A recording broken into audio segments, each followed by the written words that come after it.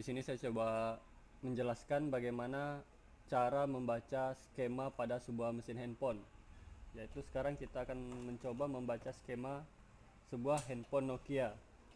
Di sini saya memilih handphone, anggap saja Nokia N70. Jadi saya buka dulu skemanya.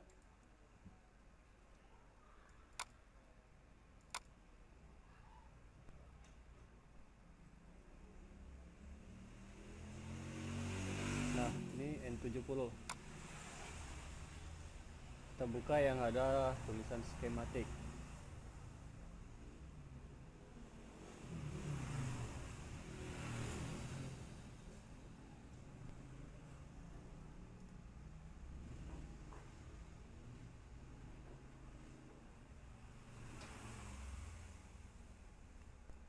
Coba lihat. Pada skema terdapat banyak sekali jalur yang saling bersentuhan. Tetapi sebetulnya mereka ada yang terhubung dan ada yang tidak terhubung. Bagaimana kita membedakan apakah mana jalur yang terhubung seperti ini? Apakah ini saling berhubungan? Tidak. Di sini kita bisa membedakan mana yang terhubung dan mana yang tidak terhubung dengan ditandai oleh titik hitam pada tiap jalurnya. Kalau dibuat seperti ini berarti di sini adalah rangkaian charger plug dan jalur satu adalah jalur positif. Jadi jalur satu ini dia menyambung ke bagian konektor X2001. Yang mana itu X2001? Di sini kita lihat gambarnya. Di sini ada konektor cas, di sini juga ada port USB pada Nokia N70. Di sini juga ada jalur casnya. Makanya di sini dia menyambung. Terus kemana perginya? Setelah dia masuk di jalur 1, dia akan meneruskan ke F2000. Apa itu F2000? F2000 ini adalah string atau fuse. Lalu masuk ke L2000. L2000 ini apa? L2000 adalah lilitan. Kalau di kehidupan sehari-hari, L2000 ini ibaratkan jembatan sebagai penyambung dari sini ke sini. Di sini ada komponen tertulis V2000, bentuknya seperti dioda. Ini fungsinya adalah sebagai protektor ISD. Jadi lihat gambar. Di sini ada garis, di sini ada segitiga. Ini sistem kerjanya adalah apabila di sini ada arus negatif itu bisa melewati untuk masuk ke sini. Tapi jika arus positif, dia tidak bisa masuk ke sini, melewati ini dia tidak bisa. Begitu juga sebaliknya. Arus positif dari sini bisa masuk ke sini. Tapi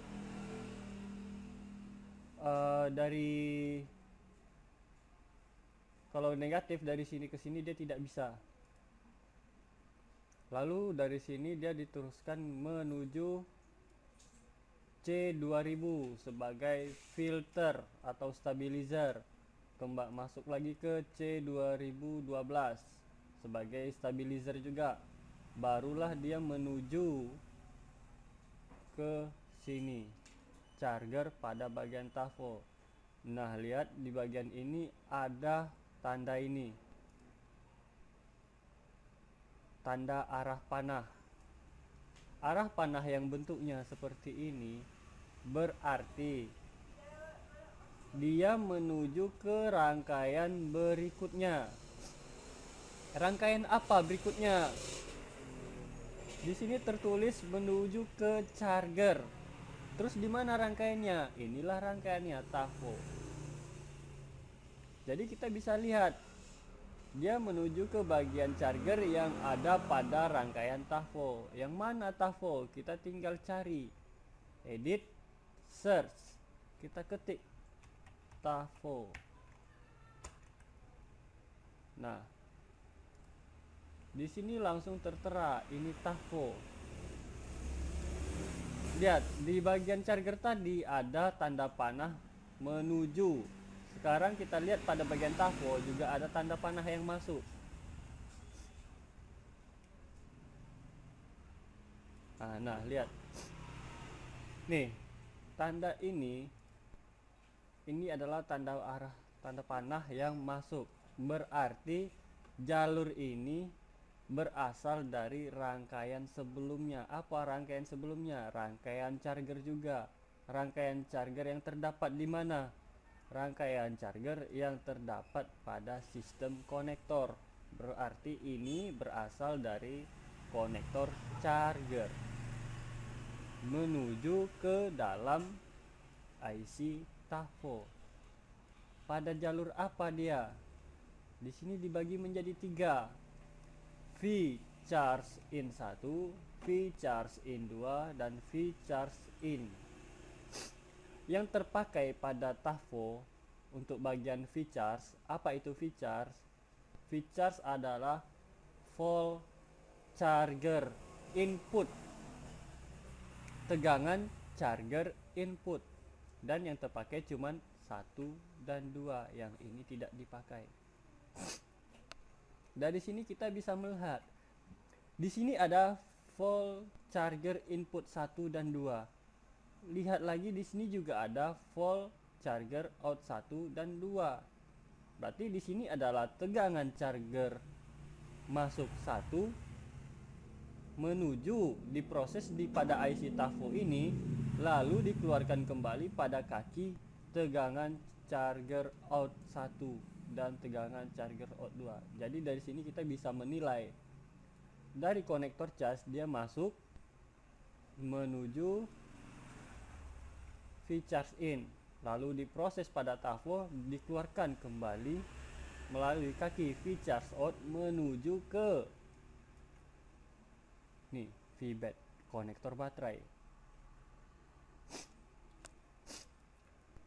Jadi pada skema kita harus pahami betul apa dari maksud tanda panah yang seperti ini dan tanda panah yang seperti ini.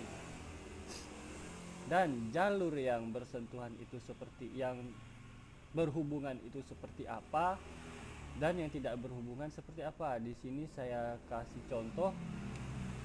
Lihat baik-baik, di sini ada jalur dan diberi titik hitam. Berarti antara jalur yang terdapat di R2301 dan jalur yang terdapat di R2302 itu terhubung pada salah satu kakinya. Tiap komponen memiliki 2 kaki. Pada resistor dia juga memiliki 2 kaki. Cuman resistor salah satu kakinya jarang yang dipasang pada ground. Kebanyakan resistor di mesin handphone hanya sebagai penghambat arus listrik. Hanya sekali-sekali saja dipakai untuk pembuang tegangan listrik. Kita lihat di sini. Ini adalah resistor penghambat arus listrik. Nilainya 1 kilo ohm. Di sini juga ada resistor, tapi kok salah satu kakinya dipasang ke ground. Berarti ini sebagai pembuang tegangan.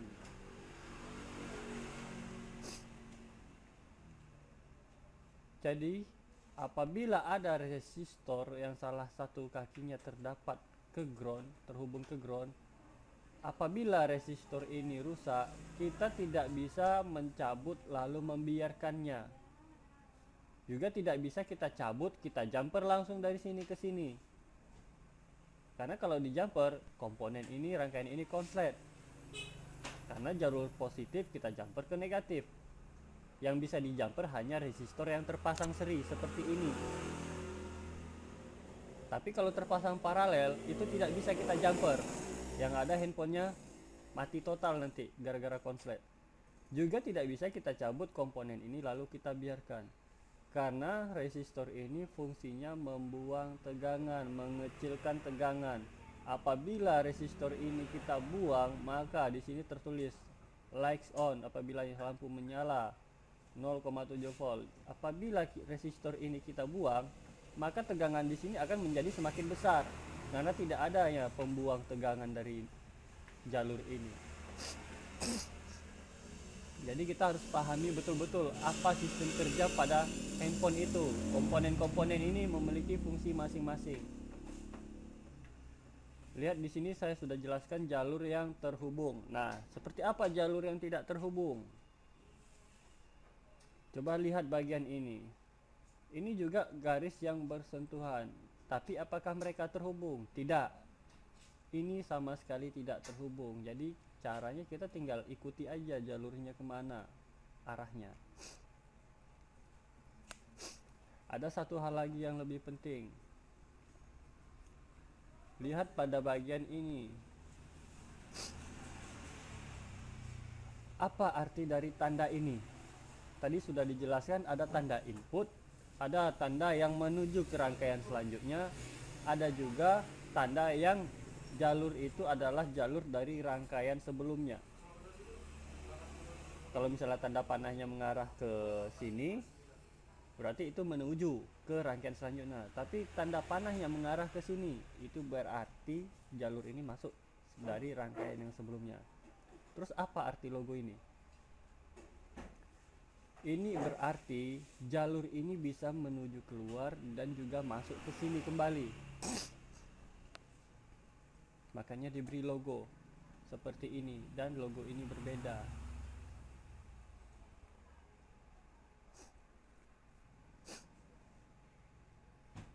Terus lihat lagi. Di sini tertera sistem konektor pada RE2. Masuk ke sini.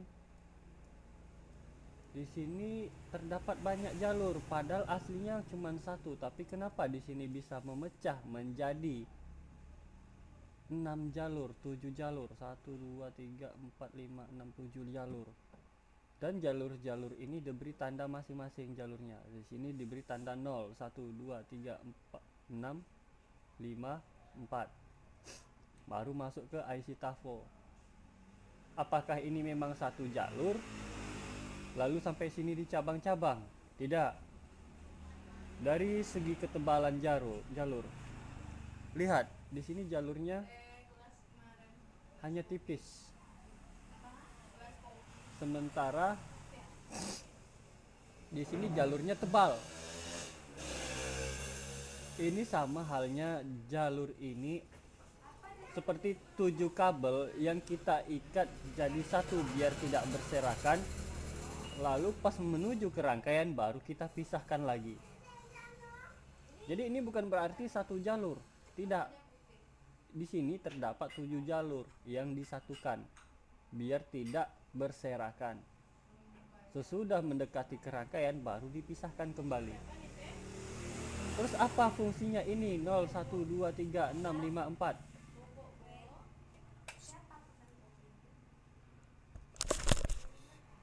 Abang lagi ngerekam. Jadi kita tinggal lihat aja. Kita buka di sini. Pada bagian sini tertulis USB AC dalam kurung 7.0.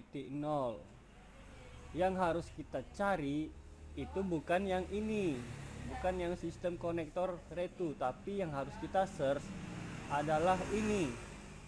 Sekarang kita search, kita cari USB underscore ACI dalam kurung 70.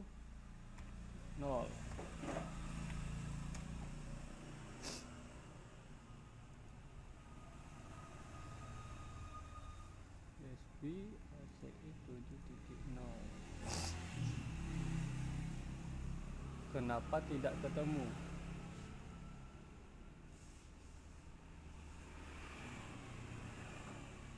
Kalau misalnya tidak ketemu, coba kita cari manual. Di sini dijelaskan dia terdapat pada bagian sistem konektor dan RE2. Jadi kita buka kembali ke RE2. Kita cari di sini bagian yang tertera USB. Di sini X audio. Di sini ada ACI, Sibas Digital Audio, PUSL. Nah, ini dia. Di sini terdapat juga USB ACI 7.0, sistem konektor TAFO yang tadi di TAFO. Berarti namanya sama dan logonya juga sama. Berarti antara jalur USB ACI ini yang terdapat pada Retu saling berhubungan dengan jalur ini, USB ini yang terdapat pada TAFO, dan jalur ini keluar masuk. Bukan satu arah tapi dua arah. Bisa dari TAFO memancarkan ke sini dan dari Retu memancarkan ke TAFO. Kita lihat tadi di situ ada 7 jalur kan dengan nama yang berbeda. Kita lihat. Di sini diberi tanda 3, kaki 3 dan kaki 7. Ya kan? Masuk ke sini dan masuk ke sini. Terus cari lagi USB konektor.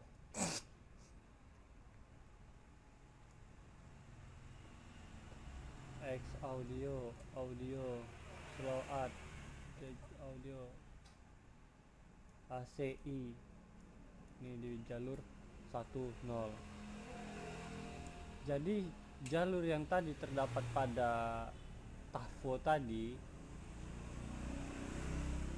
contoh ini TAFO, jalur ini juga terdapat pada bagian Retu dan juga sudah diberi nomor-nomornya.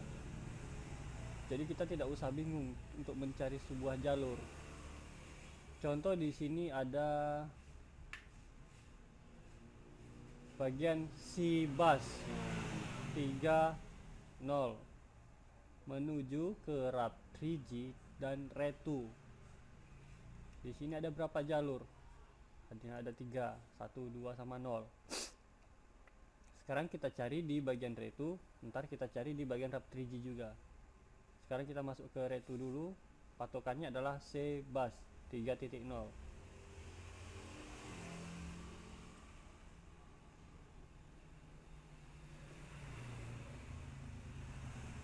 Sibas 3.0.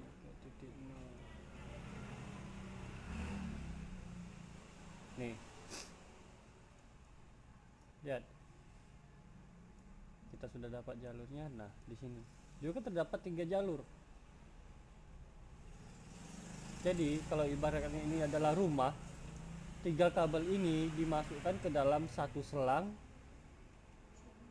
dan selang itu menuju ke kamar selanjutnya. Pada nanti di kamar ini sudah sampai di kamar yang dituju, kabel tadi dipisah lagi menjadi 3 bagian. Jadi sudah masuk ke bagian ruangan, kabel itu dipisah kembali.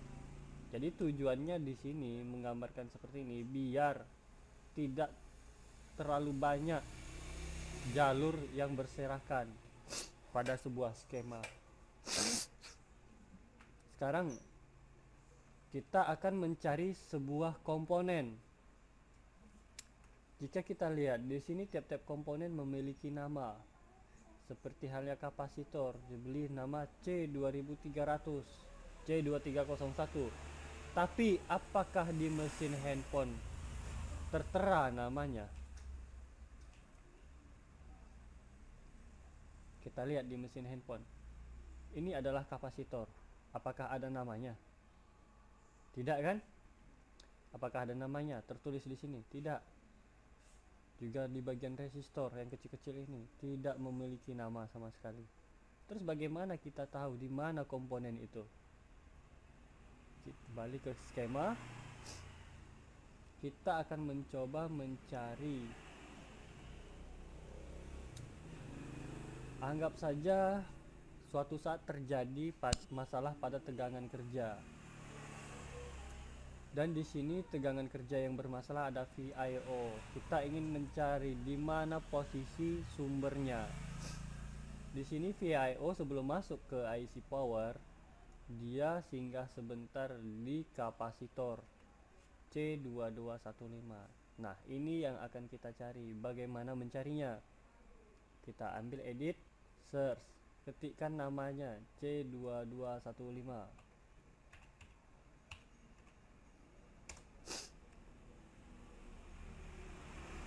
Nah, di bagian skema N70 ini terjadi sedikit kerusakan. Dia tidak mau mencari otomatis. Berbeda halnya dengan skema yang lain. Di sini kita harus cari manual sendiri untuk bagian C2215. Bagaimana mencari manualnya?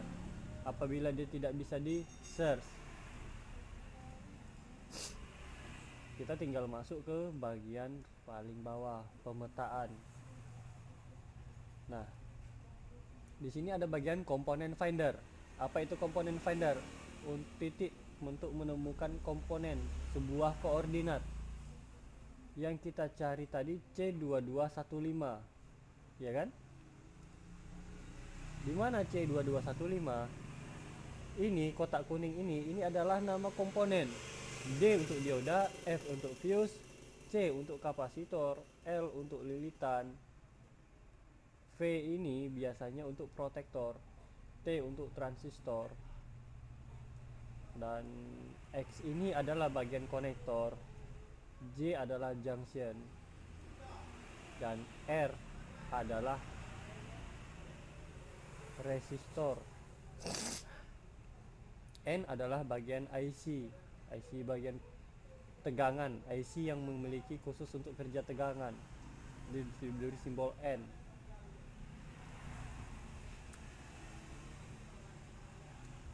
Jadi kita hanya cukup mencari di bagian C. Mana C2215? Kita cari aja ke bawah. C2215 terdapat di sini. Mana bloknya? Ini adalah blok. Mereka adalah berpasang-pasangan seperti ini. Ini menyambung ke ini. Ini sambungannya adalah ini. Begitu juga ini C2215, berarti dia pada koordinat C7. Kita harus bisa membedakan. Ini dari warna ini sudah jelas berbeda. Di sini warna abu-abu dan ada warna putih. Pada C2215 itu terdapat di bagian abu-abu. Jadi pada di sini kita juga harus bisa menentukan. Lihat, ini bagian putih, ini abu-abu. Putih itu bagian apa? Bawah. Abu-abu bagian atas. Tadi C2215 berada pada bagian atas yang berwarna abu-abu. Pada bagian apa dia? Koordinatnya 2215 C7. Kita cari C7. C sudah ketemu, sekarang cari 7-nya di mana? Nah, ini bagian 7, ini adalah C, berarti C7 ada berada di sini. Kita besarkan dan dapatlah C2215. Sekarang tugas kita selanjutnya, kapasitor sudah ditemukan. Yang harus dicari adalah mana kaki positif, mana kaki negatif. Caranya dengan pengukuran seri. Kita cari mana kaki negatifnya. Apabila sudah ketemu kaki negatif di salah satunya, berarti yang satu lagi adalah jalur positif. Sekarang kita bedakan skema N70 sama skema 6300.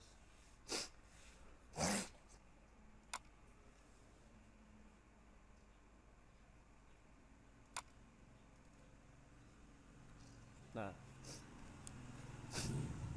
di sini ada skema tipe 6300. Kalau di N70 tadi kita tidak bisa mencari otomatis sebuah komponen.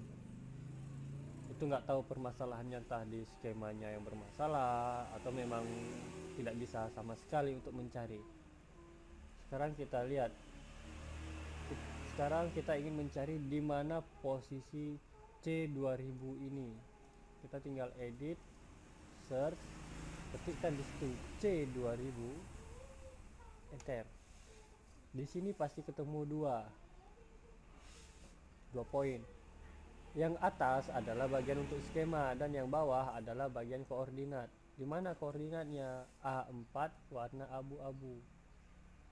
Lihat, ini putih, ini abu-abu. Posisinya ada pada A4. Ini A dan ini 4. Kita besarkan. Inilah C2000. Jadi lebih memudahkan kalau yang bisa dicari tadi.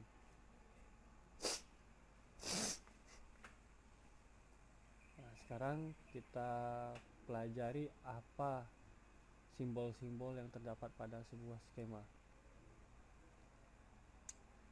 Lihat di sini tertulis ini mini USB. Apa itu mini USB? Ini adalah konektor USB yang berbentuk micro USB seperti yang terdapat pada BlackBerry, Samsung, dan yang lain-lain. Jadi di sini ada berapa jalur? Sebetulnya hanya memiliki 5 jalur dan 4 jalur ini terpakai, yang satu tidak terpakai. Apa saja jalur itu? VBus ini adalah jalur tegangan positif dari konektor USB. D- ini adalah data minus. D+ adalah jalur data plus. 4 adalah NC atau not connected dan kaki 5 adalah kaki ground. Lalu kenapa di sini memiliki ada 3 lagi kaki ground?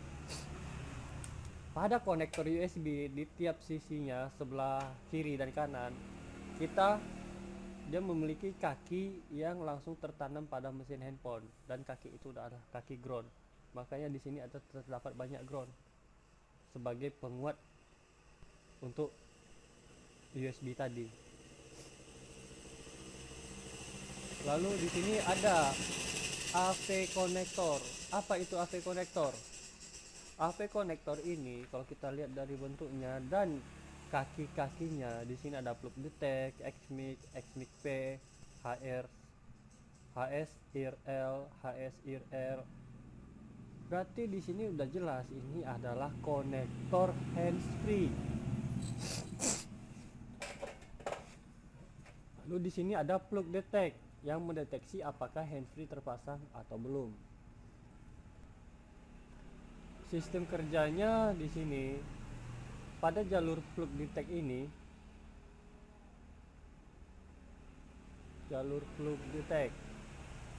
jalur ini memiliki tegangan 1,8 apabila handsfree belum dipasang. Lihat, perhatikan tanda panah menuju ke bawah. Berarti suatu saat tanda ini dia akan terhubung langsung pada jalur ini. Apakah ini jalur ini? Jalur ini kalau kita lihat adalah jalur ground. Logikanya di sini adalah jalur positif yang berisi tegangan 1,8. Apa yang terjadi jika jalur ini menyambung pada jalur ground? Yang terjadi, tegangan ini akan hilang total. Lalu bagaimana sistem kerjanya? Kenapa dibilang plug detect? Lihat kemana pergi jalur plug detect. Di sini diberi tegangan, lalu dia masuk ke AV plug detect dan menuju ke AV plug detect yang terdapat pada IC wrap atau CPU. Jadi dari sini kita bisa simpulkan CPU akan menganggap konektor handsfree itu terpasang apabila tegangan ini hilang. Makanya sering terjadi kasus keluar logo handsfree pada sebuah handphone padahal handsfree-nya belum dipasang. Itu karena jalur plug detect ini sudah berhubung langsung pada ground. Makanya tegangannya hilang, atau bisa jadi sumber tegangannya memang sudah putus. Makanya keluar logo handsfree. Sekarang kita masuk ke bagian lain. Charger jack. Apa itu charger jack? Ini adalah konektor charger.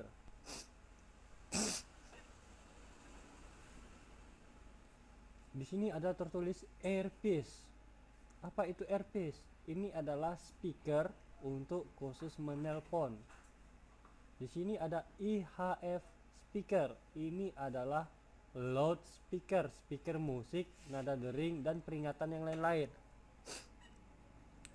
Suatu saat pada skema, tulisan ini pasti berbeda. Kalau sekarang di sini tertulis earpiece, pasangannya IHF speaker. Jika pada skema nanti tertulis speaker, maka pasangannya adalah loudspeaker. Kita harus bisa membedakan. Lalu vibra, apa itu vibra? Vibra ini adalah motor. Makanya di sini tertulis M sebagai getar. Di sini ada mikrofon. Di sini apa? Power key. Apa itu power key? Ini adalah tombol on off pada sebuah handphone. Tombol on off pada sebuah handphone, salah satu kakinya pasti terhubung sama ground. Yang satu lagi baru menuju ke retu atau IC power. Baterai konektor, udah jelas di sini tertulis baterai konektor. SIM konektor, berarti ini konektor SIM.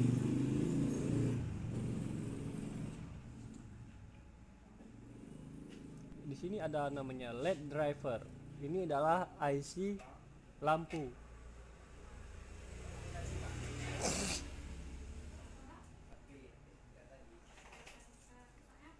Di sini ada micro SD konektor, berarti ini adalah konektor memori. Di sini ada tertulis combo memori. Apa itu combo memori? Ini adalah RAM pada sebuah handphone. Di sini tertulis Bluetooth antena PES. Ini adalah konektor antena untuk Bluetooth.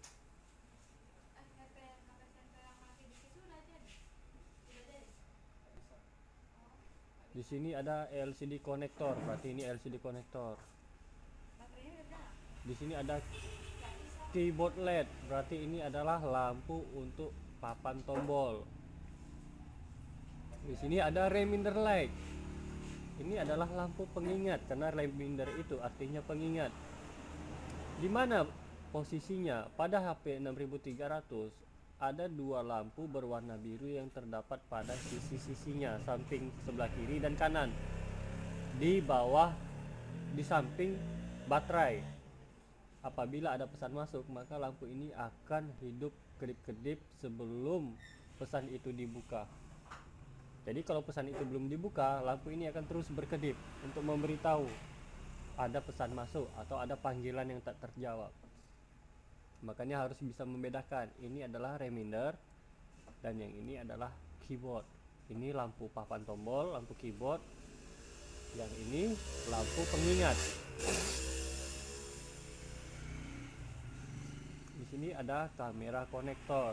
Nah, di sini ada 1,8 volt DC to DC converter. Itu artinya merubah dari tegangan DC juga menuju ke tegangan DC, cuman berbeda menjadi volt digital. Dan tegangan ini kenapa dibilang DC to DC converter? Karena tegangan ini tidak akan keluar sebelum diberi perintah. Di sini ada jalur enable. Enable ini diperintahkan oleh CPU. Jadi apabila CPU memberi perintah, barulah tegangan ini keluar menuju ke yang membutuhkan tegangan ini. Jadi sebelum diberi perintah oleh CPU, tegangan ini tidak akan keluar, dia akan diam pada IC ini.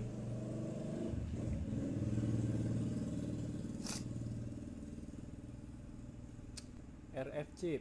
Ini adalah IC RF. Dari sini kita bisa lihat jalurnya. Pasti tidak asing dengan namanya 1900, 1800, 900, 850. Ini adalah frekuensi dari sebuah sinyal. Coba lihat di bagian belakang HP, pasti ada tuh GSM-TP berapa dia di handphone itu. Apakah itu GSM-TP 1800 atau HSDPA? Ini adalah frekuensi sebuah sinyal. FEM ini, apa itu FEM? Front end module, penguat. Apa fungsi penguat ini? Fungsi penguat ini adalah apabila contohnya begini aja. Pesawat Untuk lepas landas membutuhkan tenaga yang besar, baru dia bisa terbang. Tapi jika pesawat mendarat, apakah dia membutuhkan sebuah tenaga? Jawabannya tidak. Karena untuk mendaratkan pesawat, pesawat dalam kondisi mati juga bisa mendarat. Karena tidak butuh tenaga, hanya butuh keseimbangan. Tapi apabila pesawat lepas landas, kalau tidak ada tenaga, apa bisa dia terbang? Otomatis tidak bisa terbang. Ya di situ-situ aja dia jalannya. Inilah fungsi front end module. Apabila kita melakukan panggilan, frekuensi ini tadi dikuatkan berkali-kali lipat, barulah bisa mencapai BTS tertentu. Apa itu BTS? Adalah tower pada sebuah operator. Apakah tanpa frame ini kita bisa mengakalinya untuk melakukan panggilan? Bisa saja, tinggal kita jumper tergantung kartu yang kita pakai. Contoh misalnya kita pakai kartu simpati, jaringannya pada 900. Cukup kita jumper pada bagian 900, kita cabut frame-nya, kita jumper pada bagian 900, kita bisa melakukan panggilan dengan syarat di sebelah kita harus tower Telkomsel. Tapi kalau di sebelah kita tidak ada towernya, bagaimana kita melakukan panggilan? Bagaimana sinyal ini bisa mencapai ke tower tersebut kalau tenaganya nggak ada? Sama seperti kita kerja bangunan, kita harusnya makan satu piring, dikasih makan setengah piring. Disuruh ngangkat semen, bisa nggak? Kuat nggak? Nah, itulah fungsi front end module. Dia adalah sebagai penguat.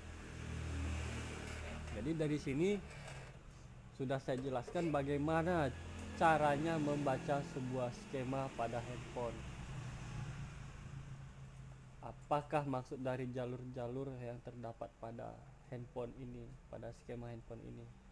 Jadi kita harus bisa membedakan mana jalur yang bersentuhan, berhubungan, mana jalur yang tidak berhubungan, dan mana jalur yang keluar, mana jalur yang masuk, dan mana jalur yang keluar masuk.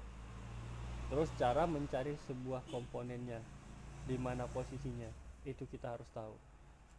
Karena dengan membaca skema kita bisa bekerja lebih cepat daripada tanpa skema yang harus membuka Google terlebih dahulu. Kalau kita sudah bisa membaca sebuah skema, handphone jenis apapun itu bisa kita kerjakan asal kita ngerti sama sistem skema. Sistem skema pada Nokia tidak berbeda jauh pada handphone-handphone lainnya, karena atas nama rangkaian elektronika simbolnya semua sama. Mau itu simbol komponennya, mau itu simbol jalurnya, itu sama semua, nggak ada berbeda. Oke, cukup sekian dan terima kasih.